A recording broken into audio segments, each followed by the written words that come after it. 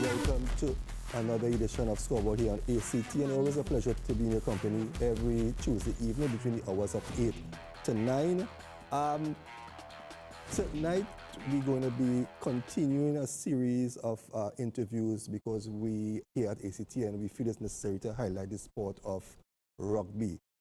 So from time to time you are going to be seeing different teams here on Scoreboard. A fortnight ago we had the hierarchy of the federation, the organization, and they were here telling us about their plans and what is taking place. Nevertheless, first of all, let me introduce to you my co-host, Maria. Maria, it's a pleasure to have you once again on Scoreboard. Thank you. It's wonderful to be back. I know it's one of the sports that I know that you're very much interested in, so I know that you're going to enjoy this episode. Let me take this opportunity to welcome my guest for tonight. And first of all, I have Simone Pantor. Pleasant good evening, George. And she is the manager of Exile Rugby Club. And we have two members, Leon Pantor. Leon, you're a national player, right? Yeah. Okay, welcome to ACTN. And we have Michael Aberdeen, the under-18 vice captain of Exile, not the national team. Not the national team, yeah, Exile. Okay. Welcome again to ACTN, and let's relax. We're going to enjoy the next 60 minutes. Yeah. Simone, Exile Rugby Club. Yes, George. Tell us, give us a little history of when it was formed and the whole objective behind the sport of rugby. Okay, firstly, we were at Lumsden. We weren't registered as yet. Ronald Silverton and I used to do evening sessions. We had different days. We had just a few couple youths across in that area. One of the reasons for moving from Lumsden is that we needed to expand more. And we had challenges at that ground, so it wasn't really prepared and, to facilitate us at the point in time. So we wanted to expand, we needed growth, we needed a new picture, a whole era about rugby. So what we did is we were scoping out some other grounds that where we'll be more comfortable to facilitate the growth of the club. So what we did, we went to Voss grounds and we decided to stay there. And it was very exciting when we chose there, and we had a number of kids from the community coming out because we were more in the open. They were able to see us doing the sport of rugby. They didn't know about the sport. They were so eager and anticipated to learn this new sport of rugby. So what we did is we worked together, I and Ronald Silverton, and we actually give our training skills to the community, that the best that we could to keep them there, to keep them active. They weren't aware of this sport called rugby.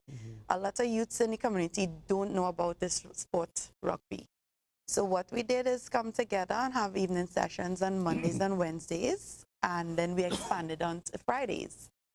So usually the training will start about 4, but everybody don't come out 4. They'll reach about 4:35 because of classes and stuff, lessons and stuff like that. So what we did is have our sessions, and then we realized, well, we had to get a place where the kids to change, and it was growing and more kids was coming out, and the different schools in the area and the community was more alert about the sport and was hearing more about me and Ronald Silverton teaching the sport rugby. So what we did was did a letter, and we happened to get a clubhouse to use where we could change and shower, and if the rain come down, the children could be there, the parents come on board, they would make sandwiches and stuff like that and be part of it, And it's very exciting to see how these kids adapt to this sport because it's so new, it's different. It just have them jolly and they want to learn. They say, but I like cricket, yes, I like football, but this is something different. It's just different altogether. And Miss and Ronald, and so they would carry on and all of that. And, it was really exciting to actually teach them this ball, show them this ball, how to pass the ball, how to learn the game, and where they could reach, and how we have scholarships, and, and is like bringing a unity within the youths, keeping them off the streets, having them active, and making that commitment to them, to the youths, a consistency of the training sessions, being there on time. When they ask questions, you're able to answer and all these things like that. So it sounds like Exile is a rapidly growing club. It is. I didn't even know it was going to grow. I guess how we put in our efforts, the effort that I made and Ronald Silverton together with me, we made that effort to make it happen. And that's how it began. Our light just started to shine there, and it's just amazing to see how the smiles on these youth faces and the talent they're learning to run. Who couldn't run fast, running faster? Who couldn't catch a ball, could catch a rugby ball. And it's just exciting to see the smile on their face and how it just have them thinking differently and adapting to the sport more. They want to learn more about this sport. Miss, where can I go to be a little more tough and more fast? And I want to be like those in rugby sevens in America and all these things, you know? That's how. So you will say that from 2004 to present, you have seen tremendous growth within this club. Yes, I have, George. What is amazing is to see from the age of 7 to 25. So you have as young as 7? As young as 7 years old. Okay. And nobody gets turned away. You are accepted at the club, and we are willing to give this training skill to you to share our skills. Is it a fee that you have to pay, or it's free of charge? Yes, there is a fee. We have a registration form under the TTRFU that we have to register the children, and we send it up to TTRFU. They have your file, you have a picture, you have your birth certificate to state, well, you are this age, under 18. And we do have Exile Rugby Youth Club. We do have a fee of $300. It caters for miscellaneous stuffs within the club, traveling purposes, using kits, using bibs, and just having everything prepared. So when we are about to go to a game, we are ready and prepared. How many teams does Exiles have functioning? Presently, we have 3, but for now we have 2, which is the under 18 and the men's division that we were looking forward to take part in this year. When I was there last week, you were boasting about your accomplishments, you know. Do you want to tell us a bit about what sort of accomplishment the teams have acquired over the years that you all have been in existence? Okay, firstly and foremost, I want to just congratulate all the team members for their great effort through the years and through the sport of playing rugby for Exiles Rugby Youth Club. One of the greatest achievements is to see how they pursue to be ambassadors for the country of Trinidad and Tobago. And I'm very grateful to see these young men, these youth, these young guys, you know, showing their true talent, to see how they work hard, come out in the afternoons and work hard, and they pursue their training skills. And then from there, we go up to our games. And then when the accomplishment, to see the greatness of their effort playing the sport itself, doing the basic skill, which is passing the ball, running, scoring, keeping that team togetherness, you know. It's really amazing. It's not about winning, you know, George. It is about heart and effort and strength that have us Exiles as a family staying together. That is my greatest accomplishment. Keeping the consistency of the training and, you know, kids living up to my word, and even having the boys telling them the right thing. Listen, with discipline, you could achieve greater things in life. And that is the key to it, really, about our achievements. Maria, could see the passion in her when she's talking. And Yes. she's coming across like a mother with children.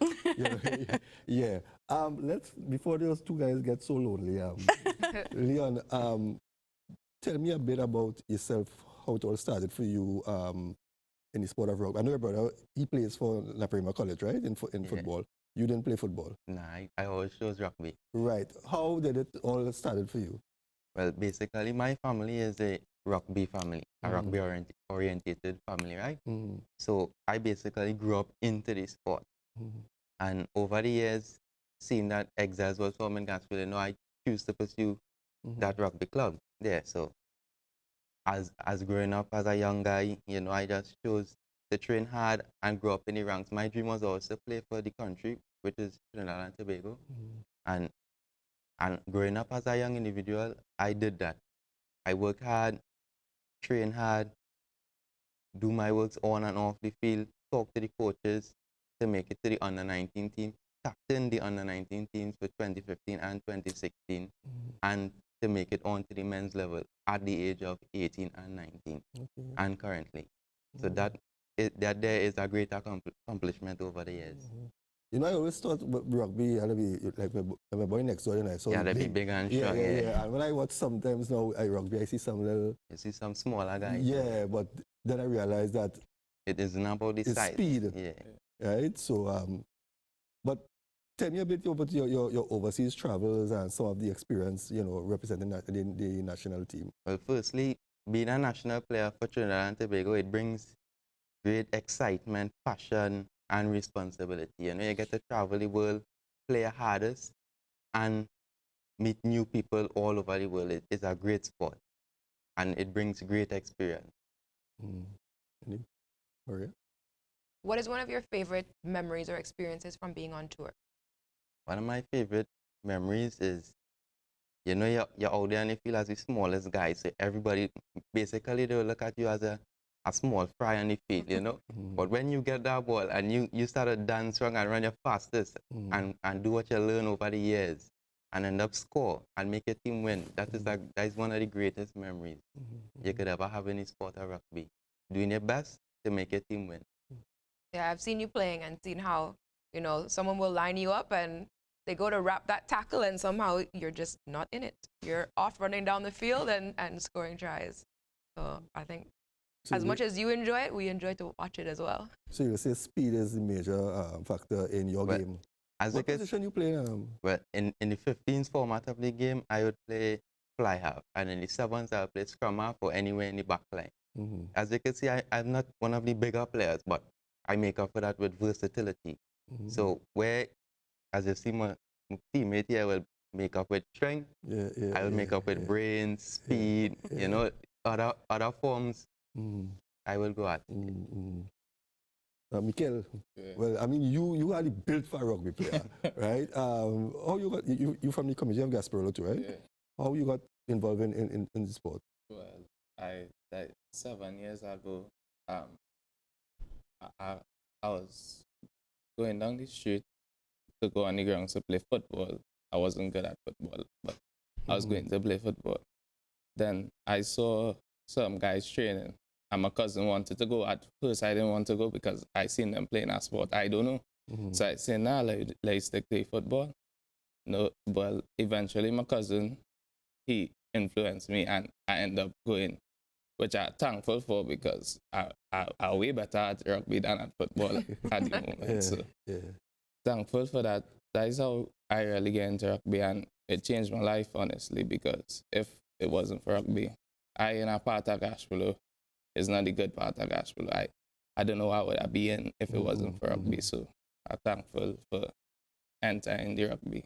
You haven't made a national team as yet? No, well, I was supposed to go up last year, got obtained an ankle injury. Now this year I'm trying out again. Looking promising, so hopefully this year I'll make.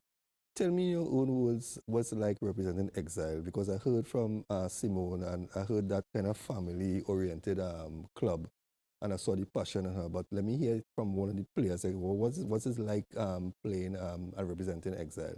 Well, Exile, that is a brand. That is a real hard, a big shoe to fill, because coming under some phenomenal players like Leon Panto and his brother, and their father, and their sister, the whole family line. Well, a little bit again, the club the name Panto. Yeah. So it is real big shoes to fill. So I, as a player, I just try my hardest out there on the field. That's what drives me to become better at this sport every day. That's why I keep grinding, hoping to make it out here. So yeah, hopefully one day I could come back and tell you all as much stories as he has. So yeah. Simone, I know that in every sport, there are challenges that we face, especially more so now in 2017, 2018, with no money and all these other issues that we face. What are some of the issues that Exile Rugby Club face right now?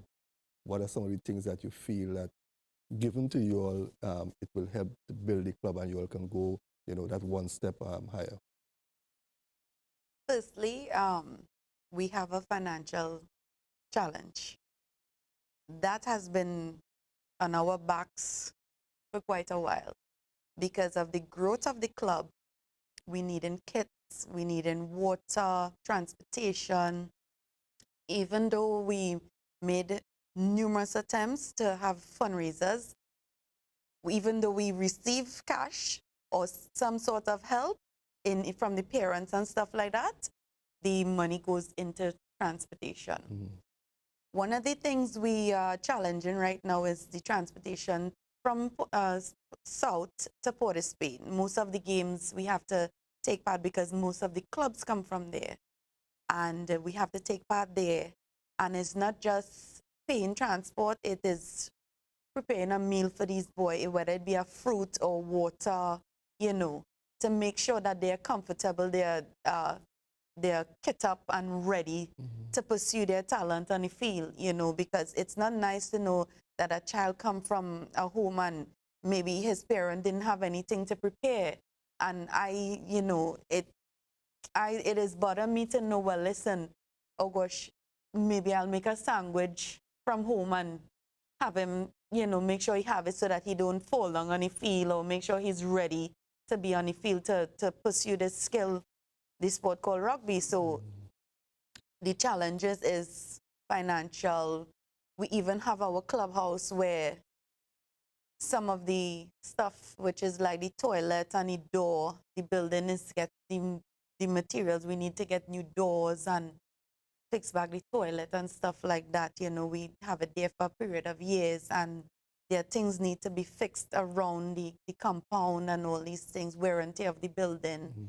And we need our equipments, wear and tear of the equipments, like the ball, it don't last forever. A ball lasts for the season. And then the cones and stuff, we need cones. And then when we prepare for sevens, we need probably a little trophy prize and best motivated player and disciplined, little awards to give. And then we'll have, at the end of the season, we'll have ceremony. We always wish to have this big Christmas gathering, but it don't really be a big, but a little goes a long way, George. We are grateful, but we want to be like, a little more advanced, a little more help that could make it more exciting for us. That, hey, we's a brand called Exile, and we want to be noticed and show our talent and who we really are and those kind of things. So we really need some financial assistance. If we could get anyone, a little goes a long way. Come look for us. We right there at Gospel of Us Grounds. Come look for us. From the highway. We are seeing us from the highway. You're welcome, your family too. We're welcome to have you on board with us. To share, even if it's a t-shirt, money isn't everything, George. The love and the togetherness and a little kindness goes a long way, So we'd be appreciated for any assistance. The grounds is really well located in that it's easy to get to, easy to see. Yes. Do you have any plans for events, maybe even fundraisers, things that anyone, maybe who's not already involved in rugby, can come to watch? Rugby is super entertaining. So to build a base around that and have those events and utilize, well, the grounds that you have now and the facilities, and then also with the opportunity from that to upgrade? Or even try it as a Sunday afternoon to maybe throw a little small tournament or something, And Okay, first foremost, we have the lights. The lights, we need help assistance with the lights on the ground. We are not the only folk that use the grounds as well. We have people in the community that use the ground to walk. So another challenge we also have is with the lights. The field, there are some areas in the field that still need some work, but we can work around it. we would like to have our Rugby Sevens this year. So we are putting things in place where the community is welcome. As you said, we'll be back on your show again to give you the dates update, which is like in October, we have our Rugby Sevens. That's the season for Rugby Sevens. So we hoping to have things prepared like the trophies, or if it's a money prize given. So we hoping to put that in place where we will have that sport, that sevens taking place on the grounds at Voss, Gasparilla. Before that, we would be having a barbecue, which is on the 28th of April. So we hoping that will get on stream. Hopefully things go well. And the certain participants will come on board and donate stuff to the club to help pursue this barbecue, to do this fundraiser so we could enter the Barbados National Sevens this year, which is hosted in Barbados, which is on the 8th and the 9th of December. So the two things we're working on is the Rugby Sevens, Exile's Rugby Sevens, where other teams, 10 teams would be on board to come down to Gasparilla area. And then we'll go to would like to enter the Barbados tournament, December 8th and 9th. How can people support the barbecue? They can contact me at 370-6488 for tickets, or they can come down to the club Monday, Wednesday, and Friday between 5 to 7, and they can also contact Ronald Silverton at 292-4626. All right, and the clubhouse is Charles Street South? It is Charles Street South, the right-hand side of the highway, just briefly opposite Petron. Okay. We need to take a short break. When we get back, we will dive in some more into the success and the accomplishments of Exile Rugby Club. Viewers, you're watching Scoreboard here on ACT, and we'll be right back after the short break.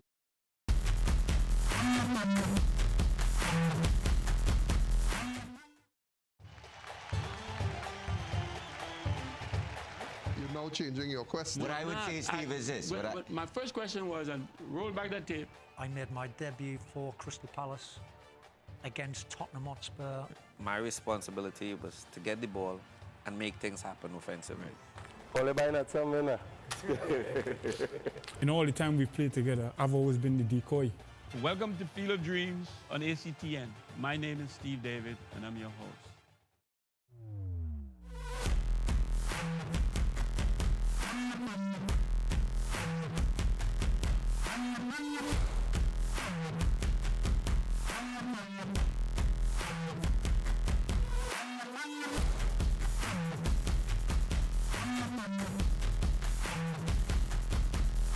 Good evening, Trinidad and Tobago. Welcome to another edition of Scoreboard here on ACT, and it's always a pleasure to be in your company every Tuesday evening between the hours of 8 and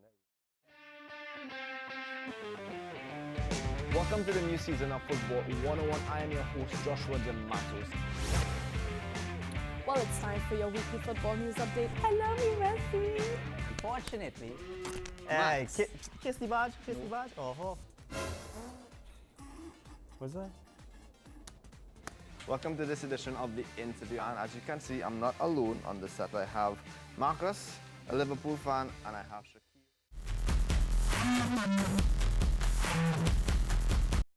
Welcome back to Scoreboard. We are here discussing Exile's Rugby Club with Simone John. Joining us now are Exile's player Leon Seepersod and coach Ronald Silverton. Ronald, could you tell us a little bit about what a training session is like at Exiles? Good afternoon to the viewers, and nice meeting Mr. George, on set. So at Exile, at a training session, what we do, we more concentrate on basic, So no matter what sport you play, I always believe basic, you get right, and then you could move on to, as we say, the fancy stuff. So we must stick to basic, keep it like simple, good passing, handling of the ball, stepping over, as we say. I break it down to the youth. So, I just say well drill, and then after, with your natural skills, and you put that together, that is why Exile Rugby Club is. I know Exiles has a reputation for a lot of speed, agility, and being a team that works as a unit. Well, it come back down to all back to basic. you know. So as a youngster coming into the game who don't know the game, you always tell him with the basic. Sometimes some players think it bored, but basic you don't get bored. Because when you could pass this ball and catch this ball and run with it, and then with your natural ability where God give you, you could only be, you know, untouchable. So that's where I challenge the young players to always stick to basic, and you're gonna see your potential go along. Leon, how long have you been playing with Exiles?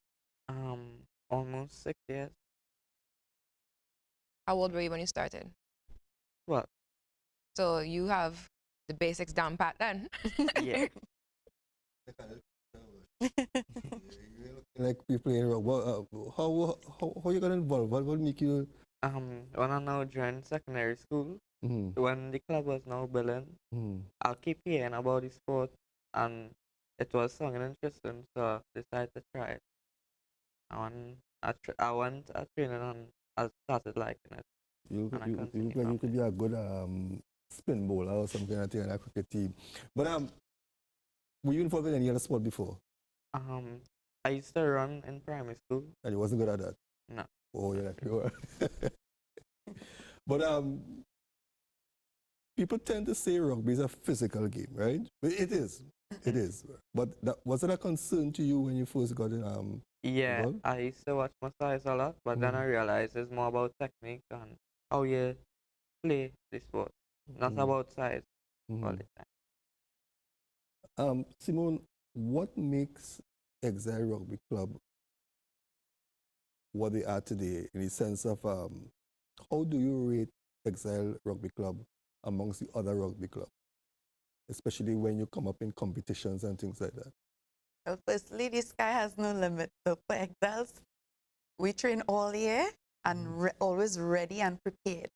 We always try to be more advanced, you know? And what I can say is that we have challenges, and despite our challenges, physically, mentally, emotionally, we somehow put all those things away and just put the effort into the sport, pursue our skill and be prepared and get our mindset ready and go up to Port of Spain and pursue our skill and just play the game, have fun, interact with the other teams, and so...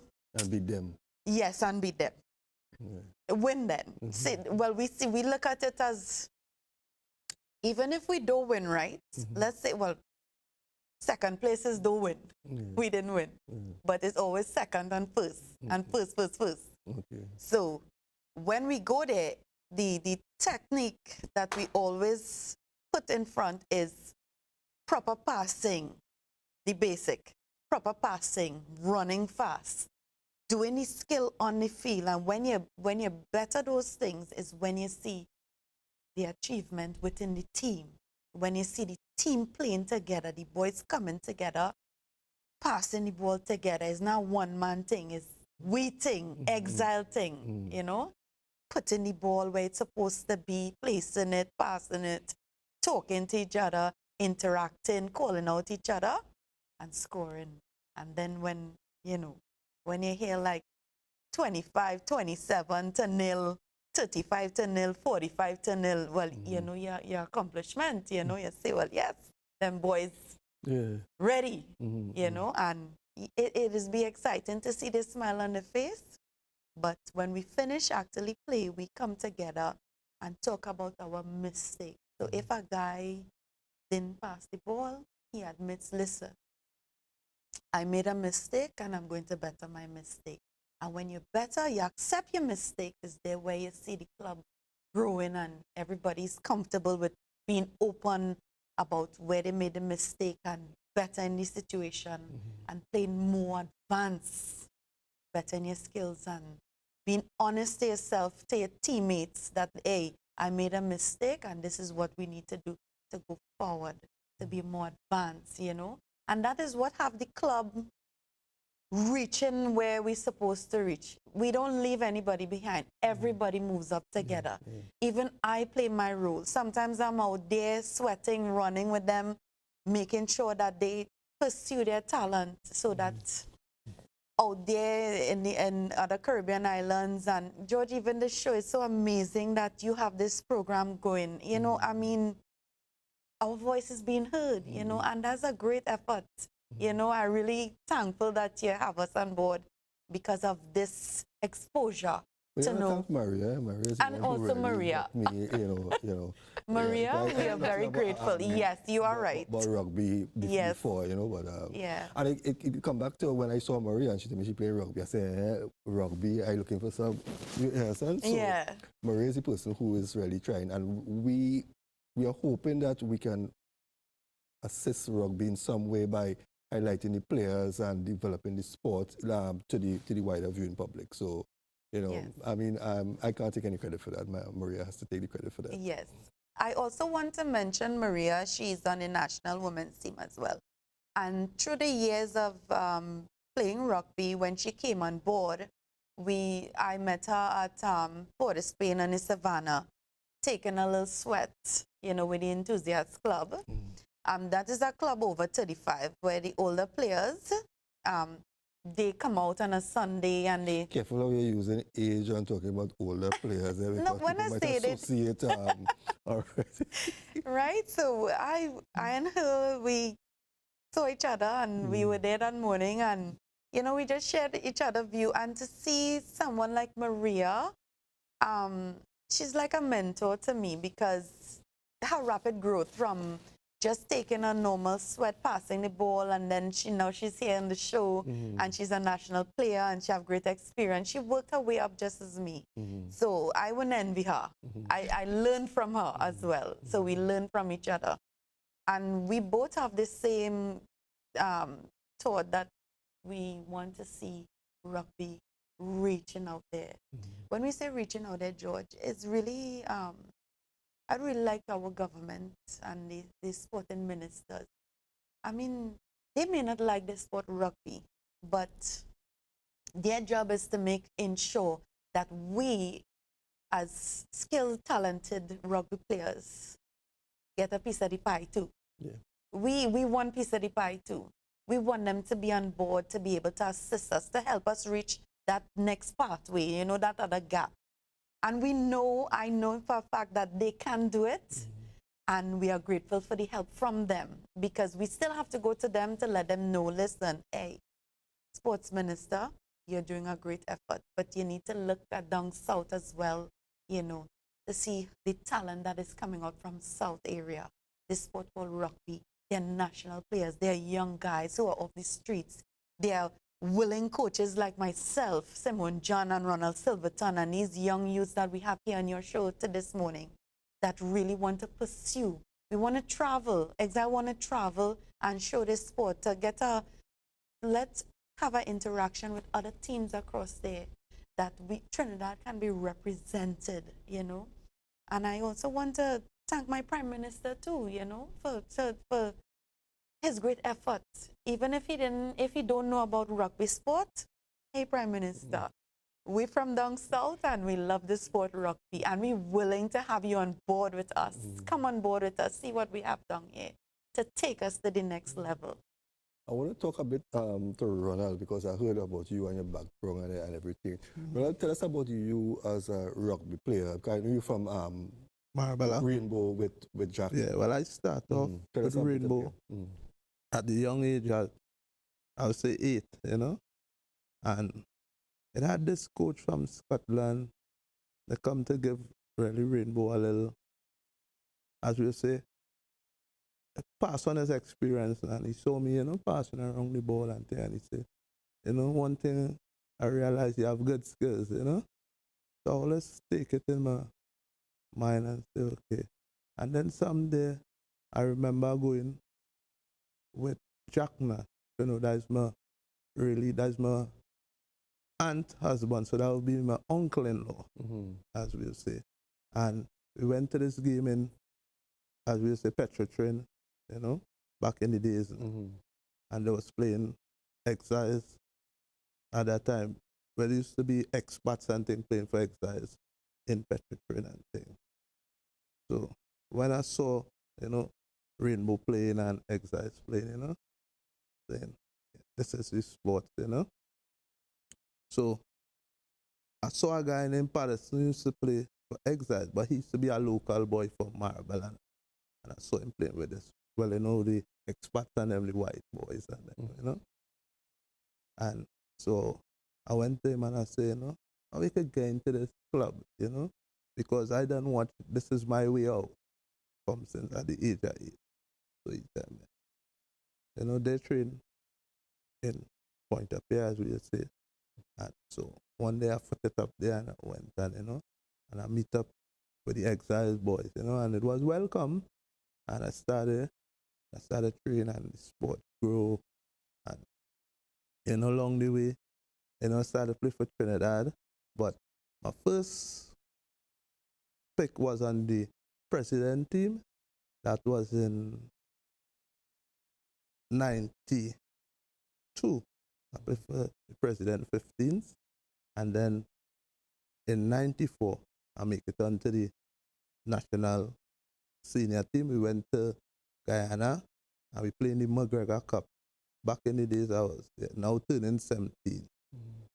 And, when I went down to Guyana, everybody used to say it's a hard place to play, So, you're young at 17 years on the bench, and Trinidad playing. And then make it onto the pitch, but, sitting down and saying, I could play against them, and you're saying, and you're watching, and, So it was a good experience going down there. Don't mind, in the last game, I get to play 10 minutes. Trinidad win the 5-game series, as you say, win the McGregor Cup, and from there, I said, okay, I'm not coming off this team, as a young fella, and I get the opportunity that was in 94, 95. Come back home and we play. The team was touring from England, Birkenhead Park, and I get my breakthrough, and from that, it was successful. Then after, I move on to playing for Plymouth Albion, that is in England. And then I played for the West Indies rugby team. They used to have a West Indies rugby team. Yeah. I played for them in the Hong Kong Sevens, the World Sevens in Cardiff. And then I played with them in Uruguay. And then I played with Trinidad in Uruguay. And then we went to, I played with Trinidad in Uruguay. And then we went to the Commonwealth back in England. And I played for Trinidad, So I had a good history, Sort of a big time travel player. Yeah. But I'm looking at the manager and the coach of Exile. You have experience and everything, and you're giving back now to the young people. And it's similar to with Jack and Rainbow, right? And these are the only 2 rugby teams in South. But when I did my research, right, rugby seems to be one of the sports in Trinidad that has been doing well, but still not a lot of recognition is given, right? Because, I mean, I listened to you, all the places you went, you play abroad, and all these things. But it seems that rugby is not given that recognition. What do you think? And I mean, Maria, you and all, as a rugby player, you can jump in here. What do you think is the main reason for rugby not the top sport, but more, recognized? Well, I think part of it is sometimes the opportunity. And as we were passing around who deserves the most thanks, and everyone's making me blush here, I think that being able to showcase our sport and our passion for the sport of rugby on a program such as this Scoreboard, which we thank you for, George, it really gives people the opportunity to see that rugby is more than just a sport to people.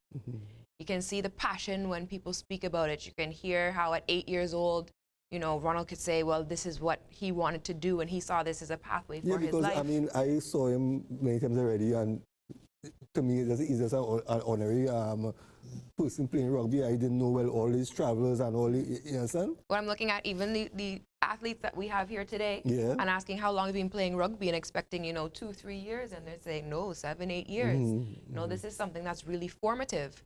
And I think maybe it becomes so much a part of our lives that it's not something that you separate to say, let's showcase this. But that's something that we want to do, so we can give this the same passion, the same gift, that it can catch on to other people. You know, as Simone mentioned, we met running and taking a sweat wherever we could get our sweat. And we really want to spread it around more. And I know in the interviews we did with some of the executive, they spoke about moving rugby throughout Trinidad and Tobago, and that there's an initiative now to build more teams in South, in the East, in other places. And what I'm hearing from Exiles here today, I think it's a great base to say that, yeah, there are people that can come out. They have facilities, clubhouse, grounds. Those are some of the major issues that stop clubs from growing, is they don't have those facilities. To say that maybe it won't be finding transportation every week to have to go all the way to town or somewhere very far away, that you can host more teams here and have those things happening. And when you have that home base and you can get that promotion, you have a place for people to go. If you look at football clubs or cricket clubs, they have all the promotion, and they have somewhere that people go to. And that's one of the major things for rugby, when we have a place that people can come and say, all right, well, this is rugby here, this is Exiles, I'm gonna go sweat, I'm gonna go learn something, I'm gonna go lime. I think Exiles actually has a very good Facebook presence. And yes, we do. I've even seen homework programs and things where players are coming in and they're getting their schoolwork done. Not to cut you across, Maria, my Leon Panto, seeing that we have the clubhouse, we, on Tuesdays and Thursdays, he's very advanced in math, and he volunteer his time to teach maths on afternoons. So when he was available, some of the said students in the club was able to better their math skills and all these things. So Leon had volunteered his math skills to the children in the club that weren't able to do their maths homework proper, you know. And when we were having these, I had discussion with Leon, and I told him, it's fine by me. If you have the time, you go right ahead and do it. And the only problem we had is we weren't able to have enough benches and tables to facilitate everyone.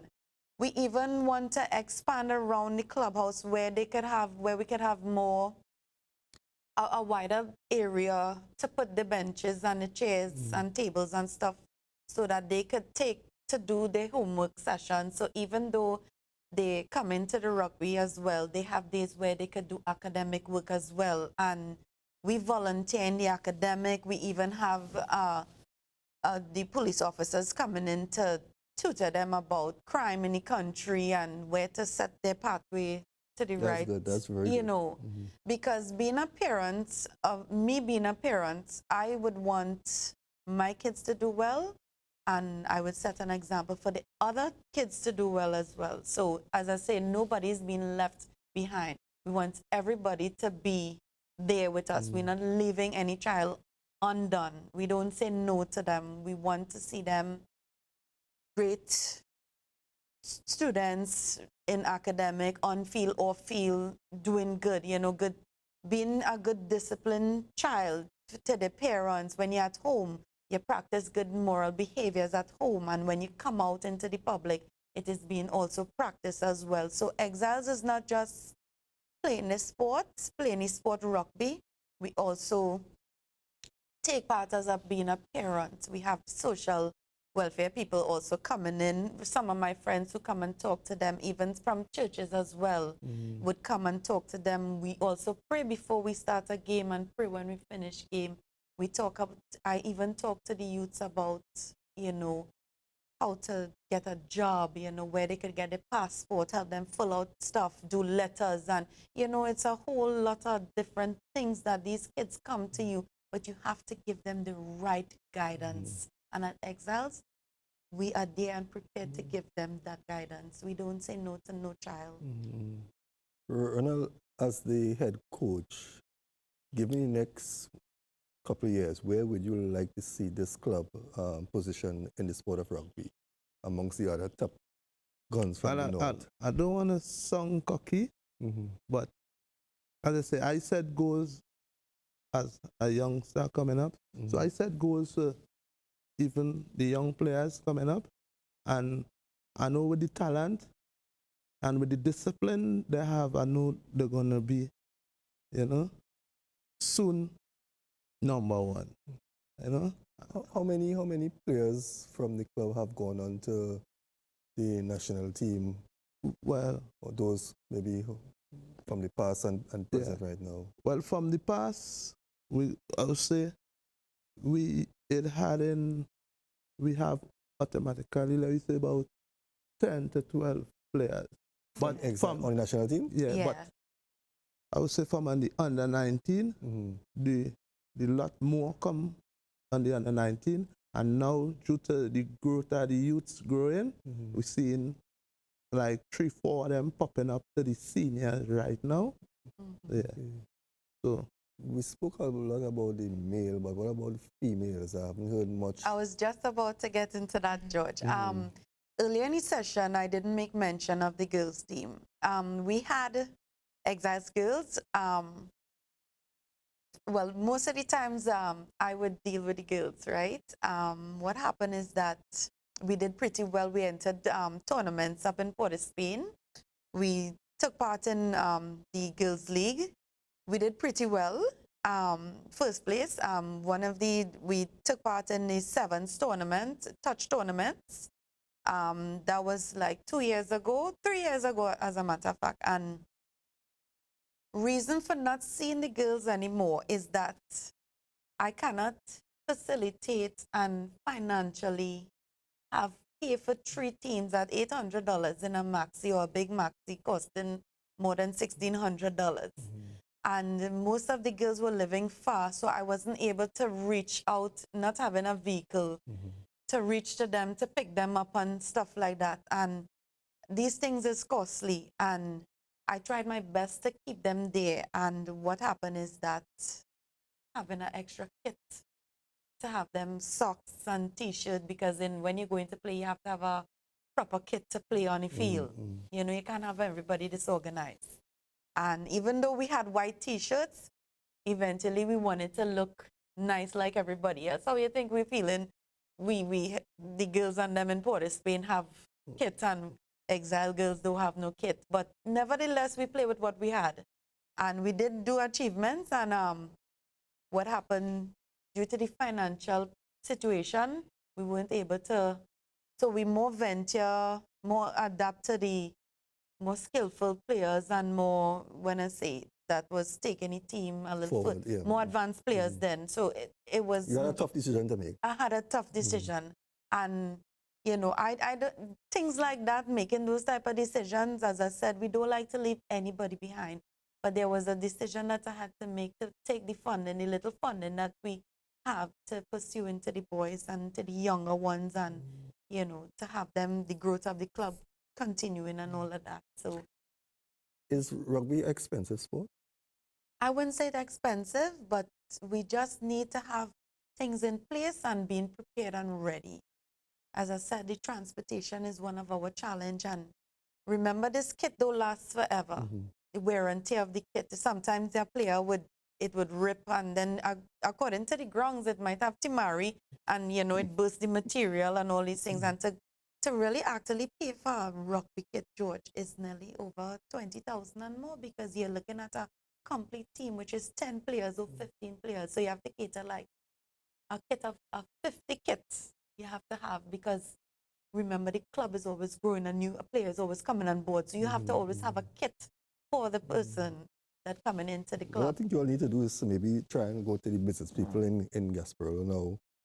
That's how you're talking about the club and what you all want to do now. I think now is the best time to do a proper proposal and take it to the business community and see if they will, come on board, because it's a good thing, especially part where the homework and all of that, put everything into a package and go, because who wouldn't like to support something like that? I think Maria wanted to throw a question to you. Well, I was just going to mention that this week is International Women's Week, and the TTRFU is hosting in Arima Velodrome an event where we'll be showcasing some national players, club players, and inviting schools to come and attend, so the schoolgirls can come and see the sport of rugby, learn some basic skills, like you've said. Is that something that you could see Exiles hosting, or with your grounds and everything, to help get the word out and encourage more women to come? That would be the first part of the question. And the second is, while I know that you would like to have a team, it takes time to build and to rebuild. Can women still come and girls still come out to training at Exiles? The first question, Maria, yes, we do need the exposure. And getting the exposure, Exiles down at the South Voss grounds, there, recreation ground, it is a great achievement to have that kind of accomplishment and those kind of skills, rugby skills, taking part, and teams from all over and youths from all over the country coming down there. And to really have that Women's World Rugby audition at Arima is a great plus. And we would love to be on board with that. It's not a problem to have anybody come in. I just need to call them up and they will be there and we'll be ready and set to have this program taking part with you. And we do looking forward to have other events on Exiles grounds. And this, as I said, you and George, the program, will give us this Exiles a great exposure. When people not aware of something, having this TV exposure, they will be aware what's happening within the community, and having you on board, Maria, expanding the different levels and where programs could be taking place and meetings and sessions and stuff will help. It will give the public a better idea of what's happening in the community, this sport called rugby. All right, we just have about 6 minutes again. What are the plans for Exile Rugby Club for the remainder of 2018? All right, I love this question. We have our league, the Under-18s league. We have the men's division coming up. So during the month, our first game is going to be held in the Savannah. A foreign school team is going to be here on March the 18th. Exile is going to be taking place 15-a-side tackle tournament that's going to be taking place from 11 to 4 at the Savannah in Port of Spain. We're looking forward to that. After that, we're going to have the Kendall Mutu Memorial Tournament. This is a young guy that over the years he has been playing rugby. A very talented youth guy, and he's from Port of Spain. And what happened, a tragic incident happened where he died. And thumbs up to him and his parents because they decided to have this tournament on behalf of him. Some youths are led astray, but for some particular reason, we won't, even though you're in a sport. Now, we don't know as parents and coaches what is really happening with the youth at the point in time. We don't know what are some of their challenges if we don't really interact with them, get in depth with the youth himself. And his parents decide after his passing, they're going to have this tournament. So Exile look forward to that. We always win, right? So the boys take part in it and they host this tournament. And after his tournament, we have the league, the Rugby League Under-18, and then the men's division, and then the sevens division. Exile take part in seven or 10 editions, sevens tournament during that space of time. And George, is really amazing to see the talent of these boys. So you cut down from 10 players to 7 players, and then you have 15-a-side tournament. It's really, really amazing. And last year, we did pretty well. Most of our, fortunately, I didn't walk with any of the trophies. But I would put pictures on the clip, Exile Rugby Youth Club clip. It's open. Anybody can log into the internet and pull up on it. You would see some of our trophies and games and sessions we took place in. So we're going to have those sessions taking place during the whole season from now till December. One of our session we would like to take part in, George, is to go to Barbados. I would like to take the team, me, myself, and Ronald, and take the team to Barbados tournament where we get more exposure. Take the team out there and let other teams see us, where we could take part with other teams. It's a great challenge because we have to buy tickets and it's costly and all these things. Well, we hope things work out for you. I really do. I'm looking forward. I want to give Maria the opportunity. You need to put in a plug for the tournament on. Yes, well, as previously mentioned, I will just reiterate that this Thursday, the 8th of March, we are in Arima Velodrome. We are having an open invitation to anyone who would like to come and attend. The event is taking place from 9 a.m. until 12 noon. We have invited schools and we will have national players as well as club players playing a match so that we can see the game. We will also have our youth development officers assisting with skill stations. So as we spoke about today as well, learning those basic skills of rugby so that the students are able to be involved, get hands-on. We really work to promote the sport and go beyond just the pitch where we normally train and invite the public to come, have a good time and learn some more about rugby. Especially as it is International Women's Week, we are promoting women's rugby. So we hope to see you there. Well, Maria, again, it was a very interesting show, having the Exile members here on the program. We want to wish you all the best, and we really hope that the people of Trinidad and Tobago, more so the community, disciplinary community in Gasparilla, come forward and assist you all, because I think it's a tremendous job that you all are doing, and it's a similar job that what Jack and the Rainbow is doing, and I think that these are the organizations that people need to pay special attention to, because it's not just about the sport of rugby, it's holistic, education and everything, and we really, really want to hope that somebody may be viewing this program or maybe pass around and assist you all. So again, we want to thank you, the entire staff and players, for coming on the program.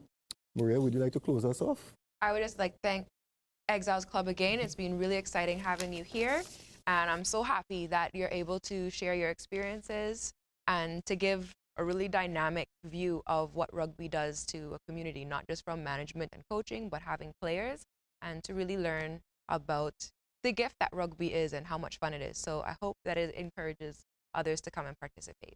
Well, viewers, we have come to the end of another edition of Scoreboard here on ACTN. Remember, if you miss any part of this program, you can view it tomorrow at 1 p.m. and be with us next week, Tuesday. And what I want to say is that stay tuned to ACTN. You are going to be seeing a lot more of the sport of rugby right here on this channel. See you next week.